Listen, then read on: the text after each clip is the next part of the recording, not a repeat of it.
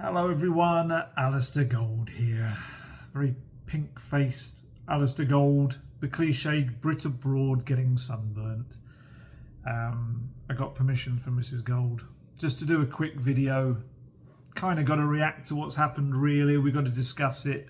Won't be too long, hopefully. I know you don't want to kind of wallow in it and everything that's just kind of happened in the last, 24 hours or so.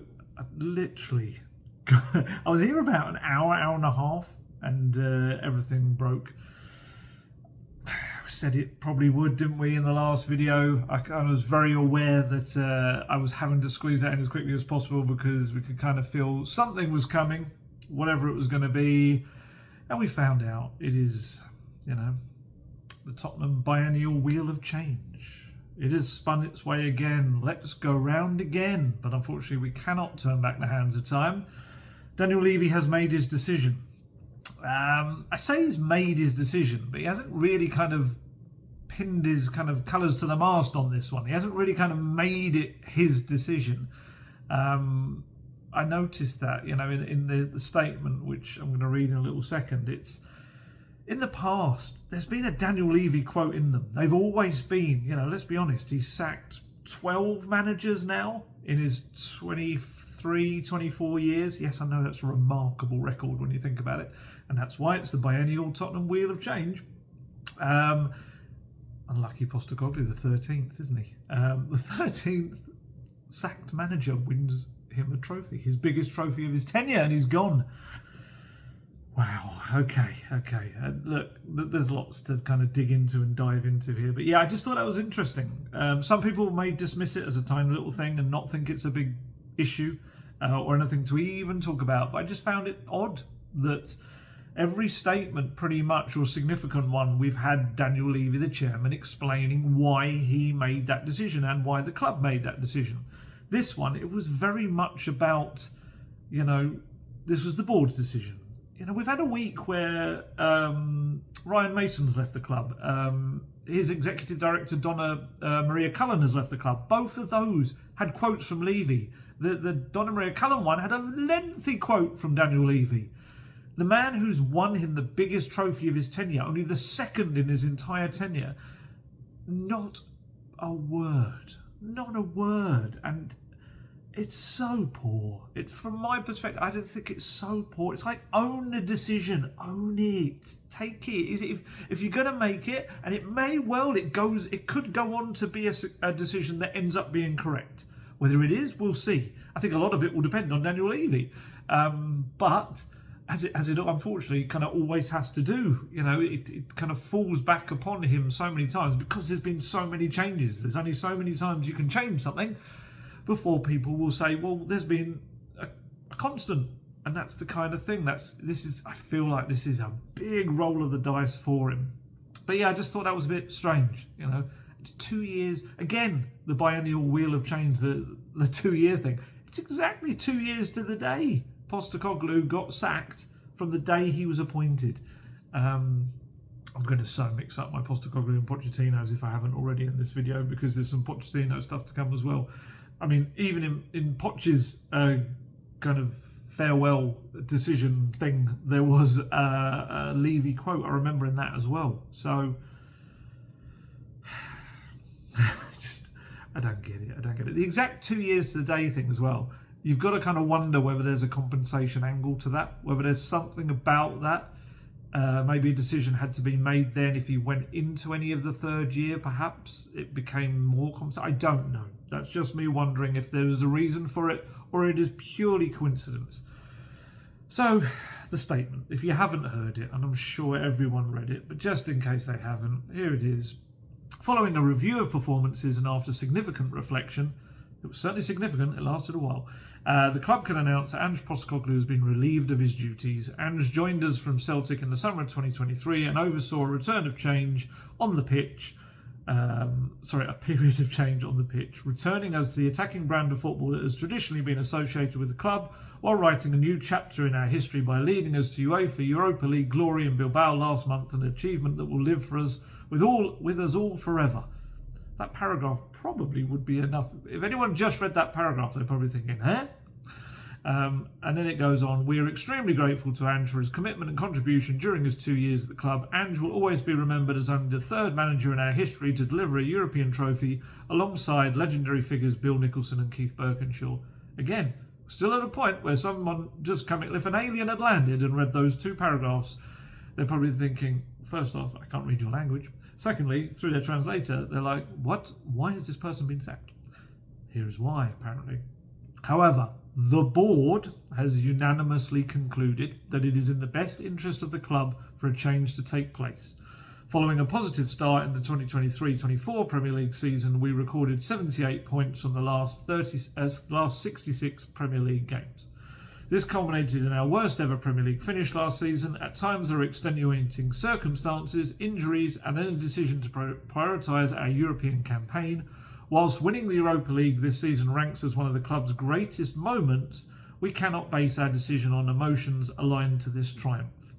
It is crucial that we are able to compete on multiple fronts and believe a change of approach will give us the strongest chance for the coming season and beyond. This has been one of the toughest decisions we have had to make. It is not a decision that we have taken lightly, nor one we have rushed to conclude. We know. We have made what we believe is the right decision to give us the best chance of success going forward, not the easy decision. We have a talented young squad, and Ange has given us a great platform to build upon. We should like to express our gratitude to him. We wish him well for the future, and he will always be welcome back at our home. News on the appointment of a new head coach will be announced in due course. Right, okay. So there's lots of explanation in there.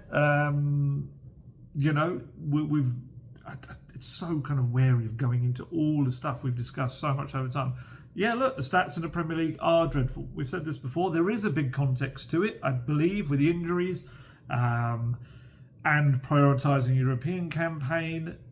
Yes, I do feel like there were still poor performances within that should have been better. Absolutely, there should have been. But I'll still come back to the point that I feel like if anyone had earned the chance to show that that was just an unfortunate season with everything that went on, and to start next season, it was Ange Postecoglou for what he did for the club. And yeah, look, that's their statement. They've made their decision. There is no going back on that now. It's a they. It's very much a we and the board and unanimous and all this sort of stuff. Not quite sure how big the board is nowadays, but that's a whole other thing. It's certainly a lot in there to digest, and I was having to digest a lot of it yesterday while I was doing a bit of we'd spoken before about Ange Postecoglou being on a beach in Greece, and I'm kind of in a beach in Italy, kind of trying to digest it all while my wife was like, I knew this was going to ruin the first night of the holiday. As I was constantly kind of buried in my phone. So Ange Postecoglou's statement as well. Here is Ange Postecoglou's statement, which obviously is going to be a very different kind of statement, mainly because it's written by someone that probably has slightly better kind of ability to communicate to the outside world. Although, to be fair, I've got to be fair, if I'm saying on one hand that I believe that Levy should have put his quote in there because I felt like that was copping out a little bit, I should say that at least the statement referred to a lot of the good things that Postecoglou did, and also tried to explain as much detail as possible, even using stats, why they made a decision. And look, while I don't agree with it, that is, if I'm saying in previous videos and reports and everything I write that the communication needs to be better from the club, if they're going to give a full kind of rundown of why they made the decision, I can't moan at that aspect because that is what I've asked for and it was there. So this is Ange Postecoglou's statement. When I reflect on my time as manager of Tottenham Hotspur, my overriding emotion is one of pride. The opportunity to lead one of England's historic football clubs and bring back the glory it deserves will live with me for a lifetime. Sharing that experience with all those who truly love this club and seeing the impact it had on them is something I will never forget. That night in Bilbao was the culmination of 2 years of hard work, dedication, and unwavering belief in a dream. There were many challenges to overcome and plenty of noise that comes with trying to accomplish what many said was not possible. We've also laid foundations that mean this club should not have to wait 17 more years for their next success. I have enormous faith in this group of players and know there is much more potential and growth in them. I sincerely want to thank those who are the lifeblood of the club, the supporters. I know there were some difficult times, but I always felt that they wanted me to succeed, and that gave me all the motivation I needed to push on. It's important to acknowledge the hard-working people at Spurs who gave me encouragement on a daily basis. And finally, I want to thank those who were with me every day for the last 2 years, a fantastic group of young men who are now legends of this football club, and the brilliant coaches who never once doubted we could do something special. We are forever connected. Audire est facere Ange. Is it facere or facere? I'm trying to remember my Latin. I did learn Latin for about 3 years at school. Picked it over German, because Latin is the foundation of a lot of European languages. I figure it would help me learn lots of languages, which I never went and did, apart from my Duolingo Italian. I think it's facere. I think it's a hard C. Anyway, stupid little tangents aside.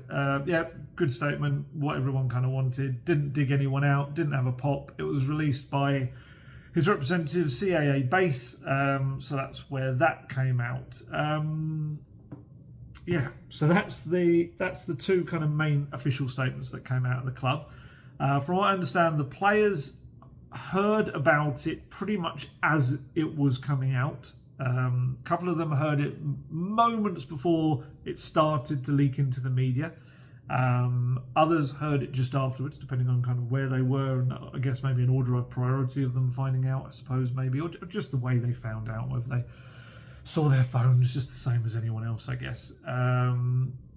Yeah, it was, I think, from what I understand, a lot of players then quickly got in touch with Postecoglou and got very kind of long, heartfelt messages or whatever back. There was certainly dialogue between players and Postecoglou, from what I understand, speaking to lots and lots of various people, as there would in these circumstances.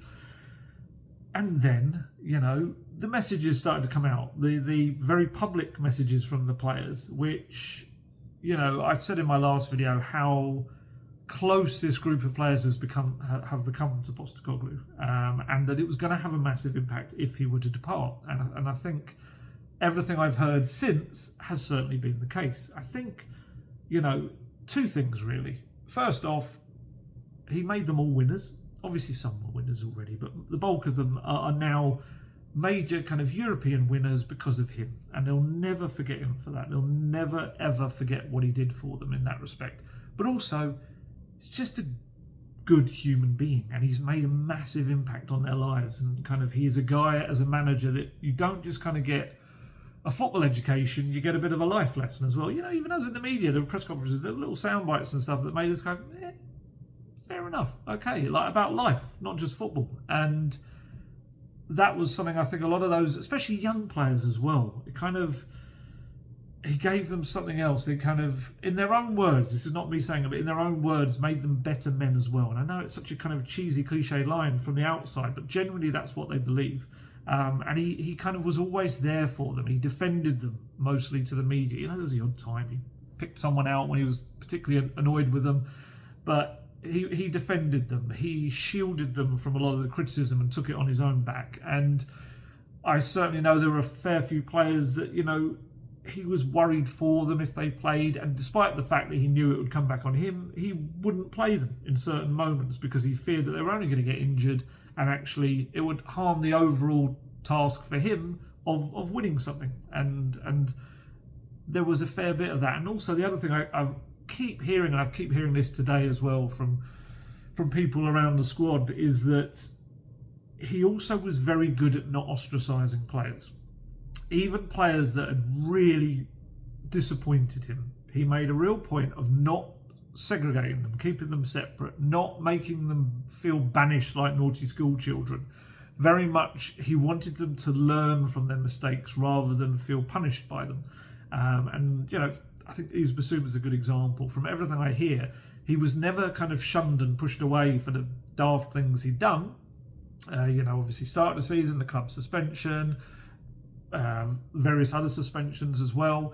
And yeah, no player ever felt like that whatsoever. And do you know what? There's various managers in the past, and good managers at Spurs, and managers who are very kind of popular over the years, you know, the past 20, 25 years more, who, when a player upset them or weren't in their plans, they very much were ostracised. And you know, some of the good ones as well had that issue, but he didn't do that. And I think that not only the individuals didn't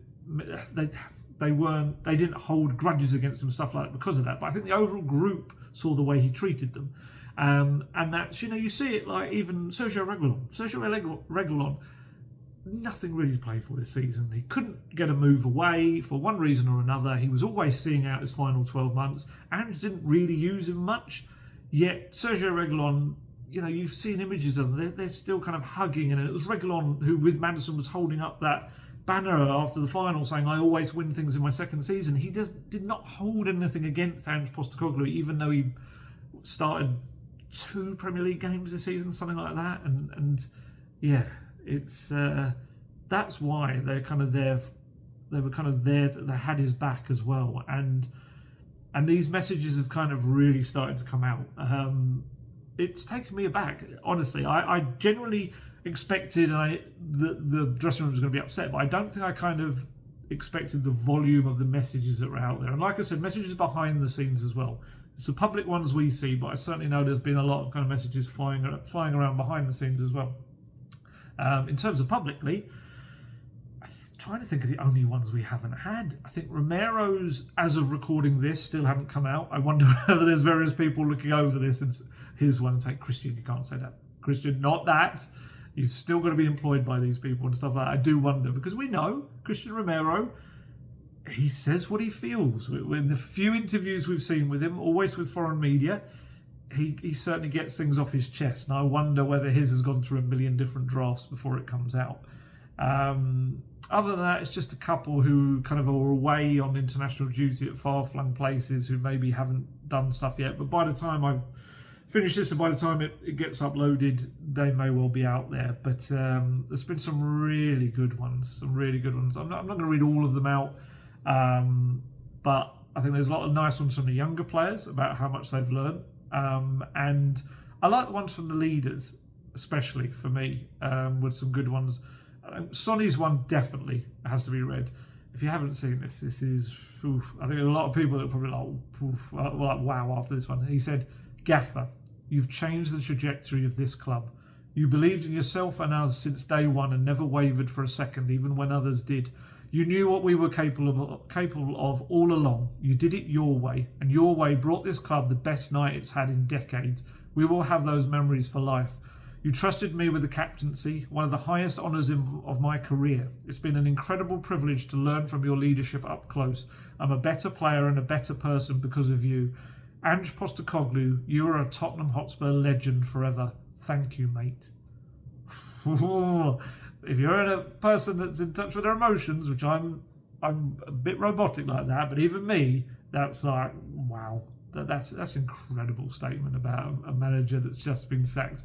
And this is kind of does make you laugh when you kind of see people trying to claim that he'd lost the dressing room and stuff like that, and he was arguing with players, and it's just like, come on. Matters one came out today. He said, "Gaffer, where to start? Firstly, thank you for bringing me to this wonderful club that I now call my home. Your instant belief in me to not only sign me, but make me the club's vice-captain and part of the leadership group from the get-go is something I'll always be thankful for. Secondly, for the Europa League campaign that started in our stadium on game week 1 and finished perfectly with that special night in Bilbao. You led us to victory and we're European champions in this club's history books because of you and your winning mentality. Lastly, and most importantly, is how you are as a man and a person. Your unwavering self-belief and strong mindset is infectious and a massive reason in why you were the man to end this club's 17-year drought for a trophy. A family man with great morals, and I have honestly learnt so much from you. More than you will probably ever know. All the very best, Madders." Some great, honestly, there's some really good ones. Even like Destiny a Doggy, which was like a short message on his Instagram story rather than an actual post. And he just said, "A lot needs to be said. But I just want to thank you for the work you did and for believing in me over these past 2 years. I wish you the very best for everything that's coming your way." Yeah. Another one, Pat Matasar's about making me a better player and a better man and making history with us. Vicario's is a good one. I'm trying to kind of mainly do the leadership group as a kind of representative of the squad. Vicario said, "Boss, I just want to say a massive thank you for everything you've done for me and for all of us. From that very first call, right from the beginning, you always showed so much belief in me. Giving me the opportunity to be part of the leadership group, those moments and many others will stay with me forever. You're not only a top manager, you're an incredible person to work for, a real leader, a mentor, and someone I'll always look up to. What we achieved together, in capital letters, will stay in the history books. Wishing you nothing but success, as I know you will go on to achieve more and more. Thank you, boss. Forever grateful, Vic." Yeah, nice one from Lucas. Mickey van der Ven's a nice one as well. And believing in me. Dominic Solanke's a nice one. He won't ever forget the conversation he had before he signed, and we achieved a dream. Richarlison's was really nice actually as well. Porro and Richarlison were the first two to come out. Richarlison's was, "Mr. Massive thanks for helping me out and believing in me during one of the trickiest periods of my career and my life. Everyone who loves the Spurs will remember that Big Ange always bags trophies in his second season. We've made history. Cheers and good luck on your journey. I'll always be rooting for you." Porro was the first one to come out because you might remember, I think we spoke about it in the last video, he kind of did an interview out in Spain, or he very much kind of spoke about how much it was going to impact him. And he came straight out and said, "Thank you for everything, boss." This was within about minutes, I think, of the statement. "Thank you for everything, boss, for mentoring me early on, helping me settle into the club and trusting me out on the pitch. I'll always be grateful for the way you led us, defended us and kept us going through all the highs and lows. Above everything, you gave us one of the greatest moments in the club's history, and for that you'll always be celebrated. Wishing you all the very best, boss." Whew, they're good stuff. They are good stuff. And you know, I think that's important for Postecoglou as well, that I'm sure he knows what he did. And I think the outpouring of affection he's had since the decision from his players, from people within the club as well. I know there's a lot of people in the club that have sent him messages as well. And from the fans as well. And I think it's important he heard that or has seen that and knows that, you know, he will always be remembered. Absolutely. He will be one of those managers now who, whenever he comes back to Tottenham Hotspur Stadium, is going to be hugely celebrated. He's going to be applauded. His name will be sung. He brought us all something incredibly special. You know, as I said, I think probably in the previous video, he gave me the greatest night of my career. It was just sensational. It was absolutely incredible. And I'll certainly never forget that. Absolutely. And look, my thing was wanting him to get the opportunity to continue was not based on sentiment, even though I've just said about all of that. It was based on the fact that I just feel it's a club that constantly changes. It's a club that has no stability. It's a club that every 2 years there is a different man. Other than the Pochettino era, in the ENIC, Daniel Levy era of the club, pretty much on average every 2 years there is a different man at the helm. Another kind of person thrown in there to try and achieve something in a short amount of time. And I just wanted to see what happens if you give someone a bit of stability. If you give someone who's finally won a trophy after 17 years and 41 years in a European sense, if you gave them the chance to build on that, what would that mean?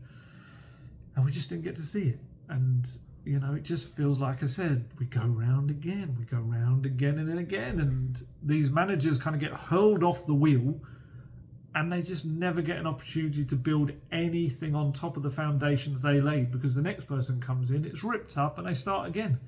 You know, how can you have 2-year projects? It doesn't make any sense. I get it if it's a win now manager and you kind of want them to come in like a Conte Mourinho and you just say, come in and win the trophies, but then don't provide them with the tools to win the trophies that they've had at other clubs. And you get someone, you know, that you think is a bit more of a project sense. I mean, although you could argue that Postecoglou, maybe the trophies were there for him in his previous clubs, and he delivered them one for Tottenham. It's just that it did work in that respect, but we've now got this weird situation, and this will be the case for the media and the fans as well. How do we judge Tottenham Hotspur managers from now on? Because there's a lot of people said, and probably rightly so, if he'd finished 10th maybe and won the trophy, he probably stays. But it's how awful the 17th place looks, and I get that. But it'd be interesting to know, like, had he got, I don't know, had he finished top 6 again but hadn't won a trophy, maybe he'd got to the final and lost it. would he have been given the chance next season to say, okay, we can kind of see what's happening here, build on that? It's really interesting. How do we now judge the next manager? What does the next manager have to do to be able to, to kind of succeed? What do they get if, heavens above, they get a third year, if they even get the second year? Don't forget, Postecoglou was the first manager in half a decade to get a full season at Tottenham Hotspur. That had not happened since Pochettino. What do you judge them on? Let me know in the comments. How does the next person, what is a successful season for them next season? What is a successful 2-year project for the next coach? Talking to coaches, I think probably Matthew Wells and Rob Birch of the coaching staff the club will look to keep them because they were already there. Whether the next manager wants them there is another thing. That's a whole other kind of subject, and we'll see. Obviously, the rest of the staff, they're very highly rated. Nick Montgomery's come in and done really good stuff with a lot of set-piece work. People might laugh at that and say, the goals they conceded. Have a look at the set pieces. Set pieces at both ends of the pitch improved a lot, and he was important in that. I think Nick Montgomery, other than his hip stay, has got trophies everywhere he's gone as a manager or a coach at every level. He's a bit of a Postecoglou in that respect, so I'd imagine that he will be back in the game pretty quickly, and Sergio Raimundo is kind of always by his side in recent years, so he'll get another job pretty quickly, and then we'll see what happens with Mile Jedinak as well. Obviously a kind of a young up-and-coming coach, and kind of what does he do next? The coaching stuff I'm sure will be absolutely fine in their different ways, but it is interesting to see that the different things that Levy has tried. So Postecoglou is gone. Scott Munn, from what I understand, has not gone yet, but it is expected that he is going to go. So that means the Australian era at the club is done, as was the Italian era at the club before that. Potentially, if Thomas Frank is to be the man, and he looks to be the leading candidate now, if he is to be the man, we might have a Danish era at the club with Johan Lang, obviously the technical director. That's very much big if Johan Lang survives the potential return of Fabio Paratici, as we spoke about in a previous video. That might be a difficult one for him if Paratici were to come in. I don't think it's maybe going to be any time soon. We'll see. I think, again, it's pretty much on Tottenham and what they decide about the current court case, the civil case going on in Italy, and whether that is something that they are concerned about or not, I suppose. But with Johan Lange, I would be surprised if there's not a Steve Hitchen type situation where Paratici, who's very hands-on in transfers, does that become something that is too many cooks in the kitchen, as it were. But yeah, there's a potential Danish one there. Probably, I don't know if a Portuguese one, we'll see. Portuguese appointments haven't gone particularly well, let's be honest, over the years. What we had, Jose, although he'll say he was sacked 6 days before a final. Nuno, AVB, am I forgetting someone? There may even be someone else I'm forgetting. That's mad, that. Just reminding myself. Jose sacked 6 days before a final. Pochettino sacked after Spurs' first ever European Cup final, Champions League final. Postecoglou sacked after winning them their first European trophy in 41 years. They make some interesting decisions. I can see the different arguments. I can see them. And I'm not saying I agree with both sides of the arguments, but I can see the argument made, as in why people would kind of worry and be concerned that the ability to fight on all fronts. But I do think that the club have a lot to be accountable for that as well. The squad, was it strong enough? Were there too many young players signed? Was it ever a squad that was going to be able to handle 4 different competitions? Medical staff, sports science, all of that, which we know are going to go through big changes in the weeks and months ahead. Were they able to help the club kind of through that? And we know that there's going to be tensions between the medical staff and this season and Postecoglou and the coaches, purely because we know that's been the case. We've seen that they've had to review things and change things, and Postecoglou was clearly annoyed about the amount of re-injuries as well. And both sides will have views on that and who was in the right and who was in the wrong. The fact that all of them look like they're being changed suggests that the club thinks everyone had a part to play in that. But yeah, I'll keep coming back to the fact that I think he'll earn the opportunity. And I just feel like it's a club that constantly changes but never truly does. And that's been my biggest issue with it. And having spoken to not only previous managers, but people around previous managers, people that they're close to, there's been a feeling each time that every manager pretty much has come into Spurs and realised pretty swiftly that it's an impossible club to change. That the very clear defined what we want to do, what we want this club to be, has never been able to be changed. Pochettino will probably say he came the closest, trying to get it into a Pochettino Tottenham Hotspur, but ultimately, he didn't end up with a tangible success that maybe would have confirmed that. Whereas Postecoglou had the tangible success, but never really was able to change it as a club, even if, for that one night Spursy died. Although I still kind of feel like the whole Spursy thing got a little bit revived because, and it's some people, I mentioned this and some people got very upset about that. You're bringing the word back. It's like, it's not me. I know that's going to come back because from the outside world looking in, the decision to sack the manager who's just won you your first trophy in 17 years, that's going to be seen as Spursy. As much as people don't want to admit it. It's like I was saying in the previous video, I was getting people very annoyed with me because I was talking about the fact that, Postecoglou's job was in doubt and stuff. And I had people get really quite, almost aggressive on Twitter and saying that I was creating, and other journalists were creating this scenario. And it was nonsense and everything was fine at the club. It was all going to be la-di-da and fantastic. And unfortunately, as we now see, it wasn't. We don't just make stuff up. I know there's a perception that journalists do that, and in some cases, yes, there is very little truth behind some stories you'll see, and it has come from one source and it hasn't been double checked. But I would like to hope that you trust now, after all of these years of covering this club and 20 years and plus as a journalist, I tried double, triple source everything. So I wouldn't be saying Postecoglou's job was in doubt if it wasn't in doubt and his whole future was at the club. But anyway, that's a whole other thing. We have to look forward now. We do, as much as we can be aggrieved at the decision and annoyed about it, and absolutely focus on what feels like a major, some might say, final roll of the dice from Daniel Levy.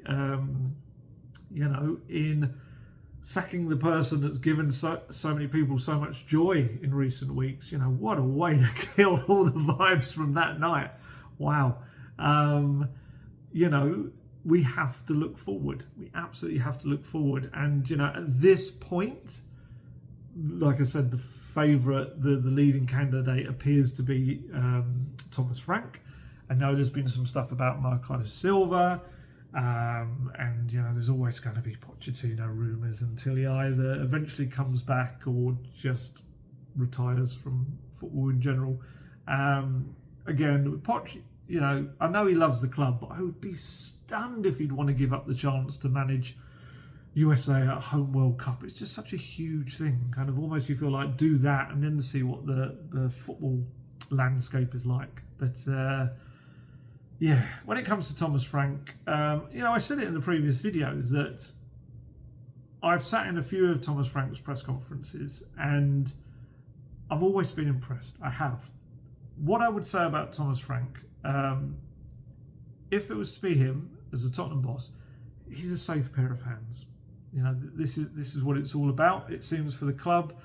He's a terrific communicator, brilliant with players and kind of striking up relationships with them and getting what he wants across. Different kind of communicator to Postecoglou, but still an absolutely brilliant one. Very clever coach. Tactically is good. Football's going to be different. It's become a better standard, a better kind of football, I think, in terms of an attacking sense. So I don't think it's going to be terrible football by any means. As sometimes Spurs have flip-flopped between different kinds of football. I don't think it will be that extreme going to the other way. And I'm sure coming to Spurs, he'll want to give good football for the Spurs fans as well. And what I would say, and sadly, I think this is probably going to be something that's going to help him at Spurs.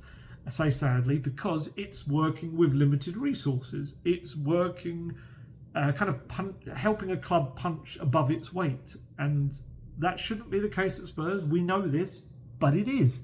They're not competing on the same level as other clubs in the big, whatever you want to say, top 4, top 6, because they just don't. Whether that's right, whether that's wrong, whether the money is really there or not, that's all debates for a different day.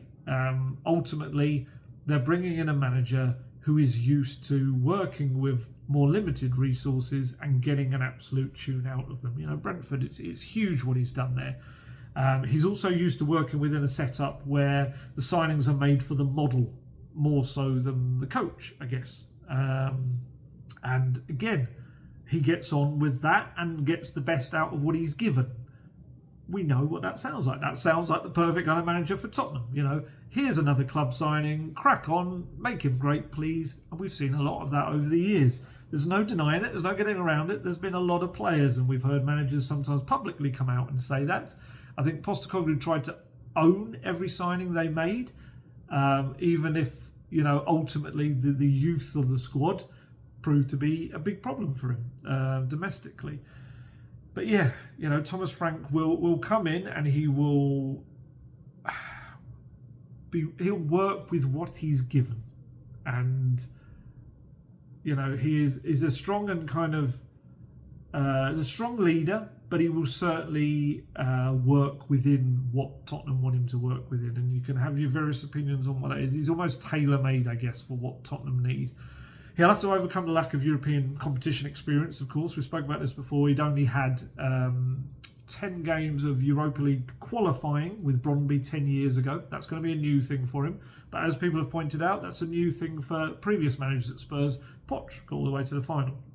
And also, actually, wrongly, I said Marco Silva hadn't competed in European competition as a manager. That's wrong. That is wrong. I think it was it Olympiacos, but he had 5 games in the Champions League, and I think he'd also had some qualifying games in maybe the Europa League. So yeah, got to address that. That wasn't correct. I don't know where I got those stats from, but yeah,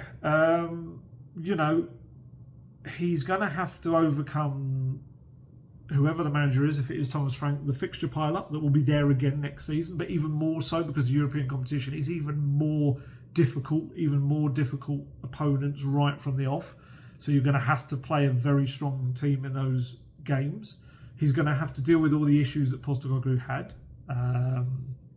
And I think he'll deal with the squad will be disappointed, of course. I do think if you're bringing in Thomas Frank, then you've got someone that is a brilliant communicator. And like I said, an all-round good guy as well. He's one of the good guys of football. So I don't think he will come in and the dressing room will just be difficult for him. I don't think he's that kind of guy. I think he will very much kind of win any one round that maybe is a bit disappointed with everything. But yeah, what he'll also have to do, I think, is pray that fixture schedule is a good one to begin with. He will need some good ones there, because if he gets off to a rotten start with some really difficult fixtures, the fans that were annoyed about the Postecoglou decision are going to be heard. Levy will hear it. The fans will probably sing Postecoglou's name in those opening games if there's issues, if there are heavy defeats, if there's problems. And, the start of the season, I think he'll benefit from a summer without international tournaments. Absolutely. He'll be able to get the players together and work that way. But he will also, I think there's an international break straight after. It's a fragmented, bitty start to the season, as it always is, pretty much. But he's going to have to start strongly. Otherwise, you kind of get into a bit of a snowball effect where people start to turn and get disappointed. And, the problem is, I think, as well, is I kind of really hope for if it is Thomas Frank, and the fans' sake, he succeeds. I really hope he does. I want more amazing nights covering Tottenham Hotspur. But, I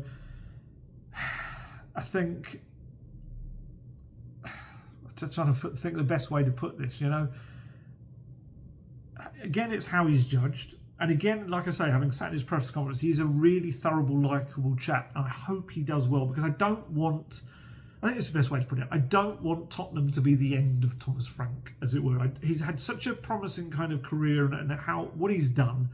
I'd hate him to be someone that goes to the... I was about to say Tottenham graveyard. That's not the case, because we've seen a lot of managers have gone on and done better things. But I just would hope that someone like him that hasn't had much of a background in terms of global renown before Brentford, I hope that doesn't put a real thing, I just hope.